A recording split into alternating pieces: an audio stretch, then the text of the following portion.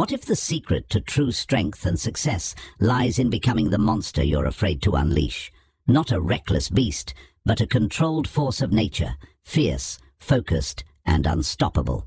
In You Should Be a Monster, discover why embracing your inner power and channeling it with discipline is the key to breaking limits, conquering fear, and shaping your destiny. It's time to stop holding back and start owning your strength, because the world doesn't need you to stay small. It needs you to rise. Chapter 1. Unleashing the Beast Within. Deep within every person lies untapped potential, a powerful force waiting to be awakened. This isn't just about physical strength or intelligence. It's about embracing the raw, unfiltered version of yourself that isn't afraid to take risks, make bold moves, and confront challenges head-on. Most of us keep this beast hidden, either out of fear of failure or because we've been conditioned to think playing small is safer. But here's the truth. Your greatest achievements will only come when you allow this inner strength to rise and take charge. The beast within is your courage, resilience, and drive to overcome obstacles, waiting for you to unleash it. Unleashing the beast doesn't mean becoming reckless or aggressive. It's about owning your potential and using it in a controlled, purposeful way. Imagine a lion, powerful and confident but not chaotic. The lion knows its strength and uses it wisely. Similarly, when you unleash your inner strength, you're stepping into a version of yourself that is unapologetically bold but grounded in discipline. It's about showing up for yourself in every situation, refusing to let fear or doubt hold you back. When you stop suppressing this energy, you'll find that you're capable of far more than you ever imagined. To awaken the beast within, you first need to recognize the areas where you've been holding yourself back. Maybe you've avoided stepping outside your comfort zone because of fear of failure. Perhaps you've settled for less than you deserve because you didn't think you could achieve more. The beast within is tired of these excuses. It wants you to face those fears, confront those doubts, and rise above them. Start by asking yourself, what have I been afraid to pursue? What challenges have I been avoiding? These questions will guide you toward the areas where your inner power is needed most. Finally, unleashing the beast within requires consistent action. This isn't something that happens overnight. It's a process of building confidence, facing fears, and strengthening your resilience day by day. Each small step forward brings you closer to becoming the person you were meant to be. Remember, the beast within isn't a destructive force. It's your ally in achieving greatness. Embrace it, nurture it, and let it guide you toward a life of purpose and unstoppable strength. When you unleash the beast within, you're not just changing yourself, you're changing the world around you. Chapter 2. The Balance Between Chaos and Control. Life often feels like a tug-of-war between chaos and control. Chaos represents the unpredictable challenges, risks, and uncertainties that life throws at you. Control, on the other hand, is the discipline, focus, and stability you bring to the table. Both are essential in their own way. Too much control can make life rigid and uninspiring, while too much chaos can leave you overwhelmed and lost. The key to achieving greatness lies in learning how to balance these two forces, using chaos to fuel your growth, while maintaining enough control to channel it effectively. Chaos is not inherently bad. In fact, it can be a powerful catalyst for growth. Chaos challenges your comfort zone and forces you to adapt, innovate, and find new ways of thinking. It's in moments of uncertainty that your creativity and resilience are truly tested. Think of chaos as the raw energy of life. It's unpredictable and wild, but it holds immense potential. To harness this energy, you need control. Control gives chaos structure and purpose, allowing you to use it to your advantage rather than being consumed by it. Control, however, isn't about micromanaging every aspect of your life. It's about cultivating self-discipline, setting boundaries, and staying focused on your goals. Control provides the foundation you need to handle life's unpredictability with grace and confidence. For instance, when chaos strikes in the form of unexpected challenges, your sense of control allows you to stay calm and make rational decisions. Instead of panicking or reacting impulsively, you can assess the situation and take deliberate action. This is the balance that creates true strength, a partnership between chaos and control. To find this balance, you need to embrace both chaos and control in your daily life. Start by identifying areas where you've been overly rigid or overly chaotic. Are you clinging to control so tightly that you've stopped taking risks, or are you so caught up in chaos that you've lost sight of your goals? Once you've identified these patterns, work on integrating the opposite force. For example, if you're too controlled, allow yourself to step into uncertainty by trying something new. If you're too chaotic, establish routines and habits that provide stability. Balance is about bringing harmony to opposing forces, not eliminating one or the other. Finally, remember that mastering the balance between chaos and control is a lifelong process. There will be times when chaos feels overwhelming and times when control feels suffocating. In these moments, remind yourself that both are temporary and that you have the power to recalibrate. Life's greatest achievements come when you learn to navigate the ebb and flow of these forces. By embracing chaos as an opportunity for growth and using control as a tool for stability, you create a life that is dynamic, purposeful, and truly unstoppable. Chapter 3. Why Strength Demands Responsibility. Strength, whether it's physical, mental, or emotional, is a powerful force. However, true strength is not just about having the ability to conquer or endure, it's about knowing how to use it wisely. Strength without responsibility can easily turn into recklessness, selfishness, or harm. That's why strength always demands responsibility. When you're strong, you have the capacity to influence not just your own life, but also the lives of others. This power comes with a duty to wield it with care, intention, and integrity. At its core, strength demands responsibility because it impacts those around you. Imagine having the ability to stand tall in moments of chaos, yet using that strength to dominate or intimidate others. Such misuse of strength doesn't inspire respect. It breeds fear and resentment. True strength uplifts others. It creates a sense of safety and trust. Being responsible means recognizing how your actions affect others and choosing to lead with compassion and wisdom. It's about ensuring that your strength becomes a source of empowerment, not destruction. Responsibility also ensures that your strength doesn't become your downfall. Without responsibility, even the strongest individual can spiral into arrogance, impulsiveness, or self-destruction. Responsibility acts as a guide, keeping you grounded and humble. It reminds you that strength is not a license to do whatever you want, but a tool to create positive change. Responsible strength is not boastful or flashy. It's steady, purposeful, and built on a foundation of self-awareness and accountability. Moreover, strength paired with responsibility allows you to weather life's storms with dignity. Strength alone might help you survive challenges, but responsibility ensures you learn and grow from them. It's the difference between reacting to problems with brute force and responding with thoughtful action.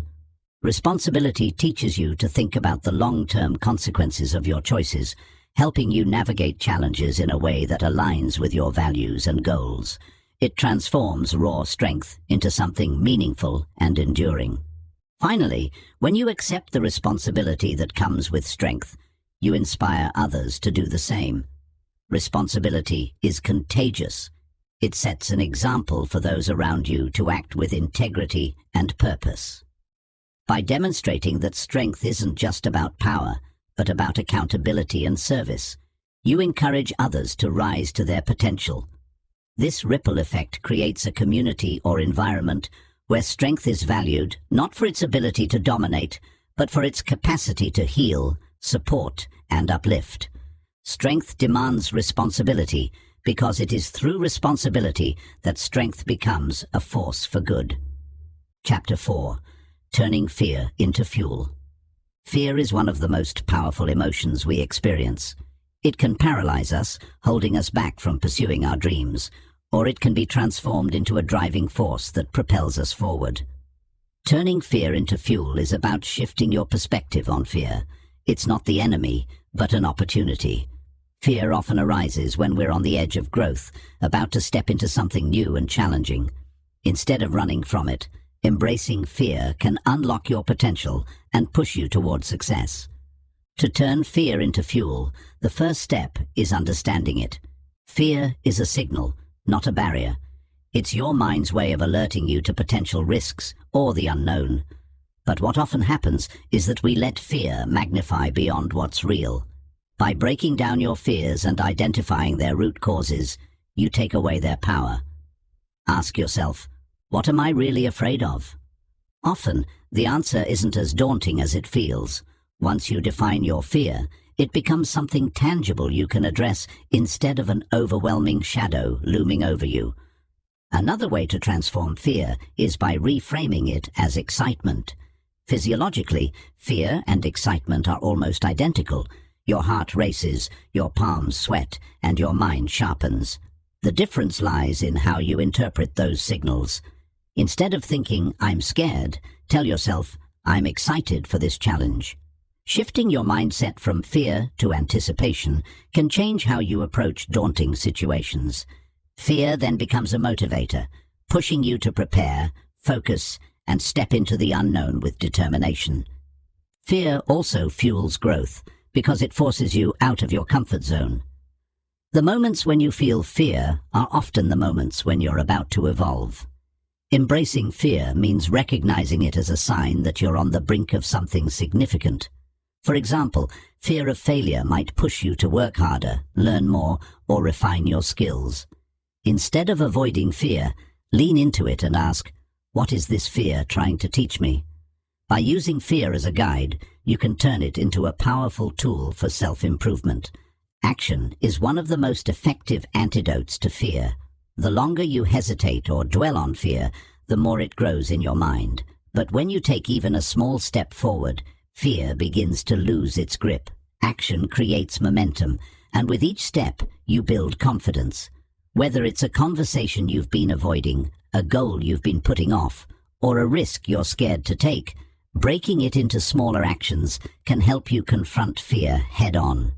Every step forward weakens fear's hold and strengthens your resolve. Lastly, remember that fear is temporary, but the rewards of facing it can last a lifetime. Each time you overcome fear, you prove to yourself that you're capable of more than you thought. This builds resilience and reinforces a growth mindset. Fear no longer becomes something to avoid, but something to embrace as a natural part of progress. Turning fear into fuel isn't about eliminating fear entirely. It's about harnessing its energy and using it to drive you toward your goals. When you master this skill, fear transforms from a roadblock into a stepping stone for greatness. Chapter 5. The Path of Controlled Power. Power in its raw form can be chaotic and destructive, but when channeled and controlled, it becomes a force for meaningful impact. The path of controlled power is not about suppressing your strength or intensity, it's about mastering it. Just as a river needs banks to guide its flow, power needs discipline and direction to create positive change. Controlled power is what separates those who merely possess potential from those who turn that potential into greatness. To walk the path of controlled power, you must first develop self-awareness. Recognize your strengths, weaknesses, and the areas where your emotions tend to take over. Power without self-awareness can lead to impulsive decisions or actions driven by ego. Understanding what triggers you, what motivates you, and what grounds you is the foundation of controlling your power. Self-awareness allows you to respond thoughtfully rather than react impulsively, ensuring that your actions align with your goals and values. Discipline is the next cornerstone of controlled power. Discipline doesn't limit you, it focuses you.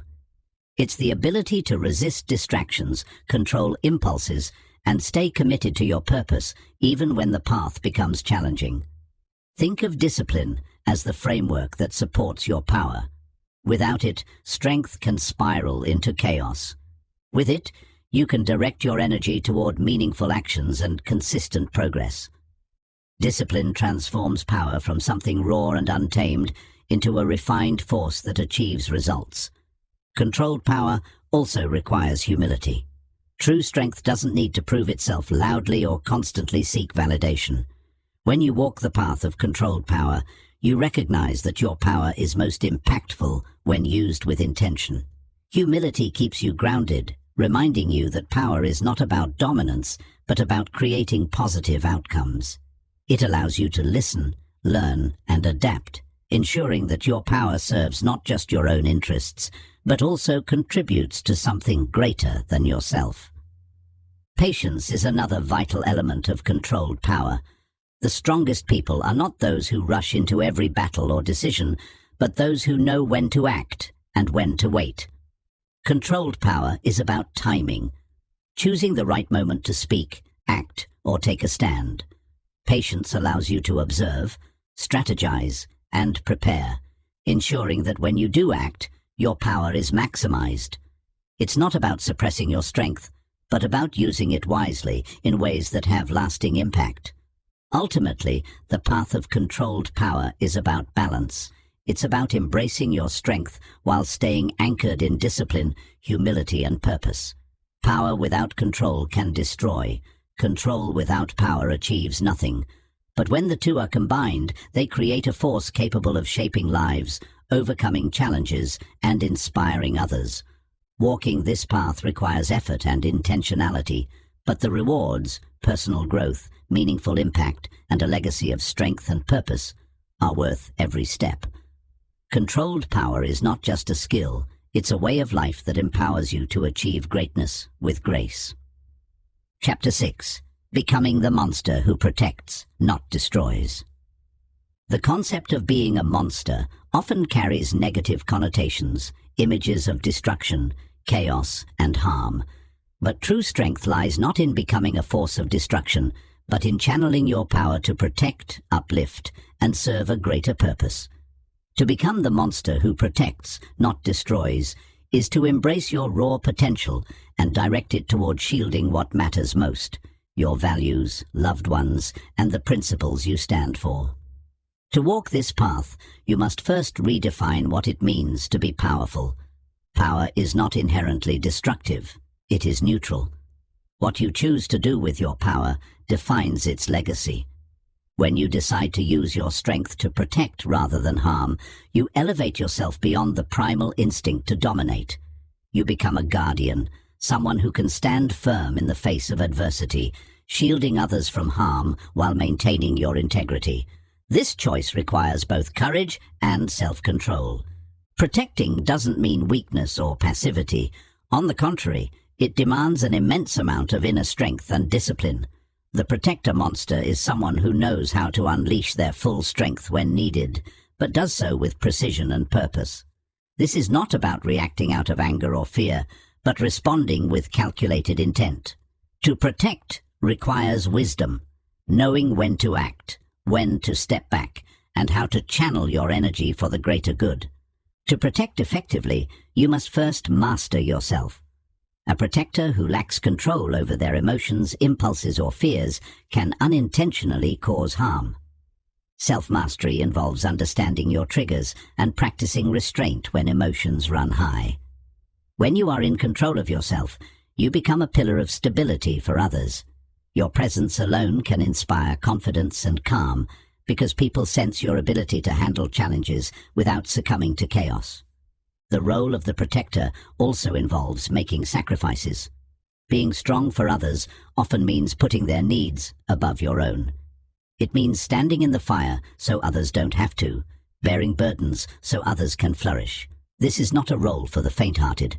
It demands resilience, compassion, and an unwavering commitment to your principles. The protector monster doesn't seek recognition or gratitude. They act because it is the right thing to do. A protector's strength is not only physical but also mental and emotional. Protecting others often involves providing emotional support, being a voice of reason in difficult times, or standing firm when others waver. The monster who protects uses their strength to lift others up, to shield them from harm, and to guide them toward growth. This requires empathy and a deep understanding of human nature. True protectors balance their strength with compassion, knowing that real power lies in helping others thrive. The protector monster is also a symbol of hope. In a world filled with uncertainty and challenges, being someone who stands as a shield inspires others to find their own strength. Your actions demonstrate that power doesn't have to corrupt. It can heal, empower, and transform. By embodying this mindset, you create a ripple effect, encouraging others to embrace their power and use it constructively. The protector's legacy is one of inspiration, reminding people that strength can coexist with kindness and integrity. Ultimately, becoming the monster who protects is about purpose. Strength without purpose is meaningless, but when you use your power to safeguard what matters, you give your life profound meaning. This path is not easy. It requires constant growth, reflection, and sacrifice. But in choosing to protect rather than destroy, you become a force for good, a beacon of resilience and hope in a chaotic world. The protector monster is not feared for their power. They are respected for how they use it. In the end, their legacy is not one of destruction, but one of protection, growth, and enduring impact. Thank you for listening to You Should Be a Monster. Remember, true strength doesn't come from being passive or timid. It comes from embracing your full potential and channeling it with purpose. Becoming a monster isn't about destruction. It's about having the power, confidence, and discipline to face life head-on and create your own path. The choice is yours. Will you stay small, or will you rise to the challenge and become the unstoppable force you were meant to be? Keep pushing your limits, keep owning your strength, and never forget, you have everything within you to achieve greatness. Now, go out there and show the world what you're made of.